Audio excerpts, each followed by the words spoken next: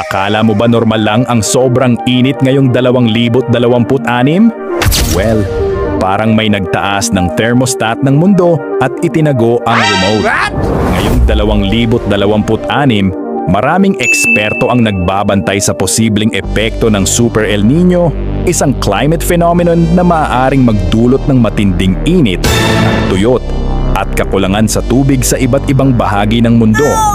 Nangyayari ang El Nino kapag umiinit ng higit sa normal ang tubig sa Pacific Ocean na nagbabago sa mga pattern ng panahon. At oo, nakakabilib isipin na kayang sirain ng karagatan ang mga plano mo nang hindi man lang nagsesend ng message. Pero eto ang plot twist, hindi mismong El Nino ang tunay na kalaban. Ang mas malaking problema ay kung gaano tayo kahanda sa mga epekto nito. Kapag hindi sapat ang paghahanda, mas tumitindi ang epekto ng kakulangan sa tubig, pinsala sa mga pananim, at matinding init. Kaya ang tunay na hamon ay hindi kung paano pipigilan ang El Nino dahil walang may kontrol dito, kundi kung paano tayo magiging handa bago pa dumating ang pinakamatinding epekto nito.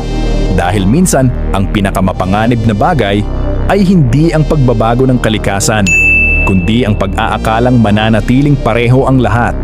Kung gusto mo pa mga gantong video, i-follow nyo na ako.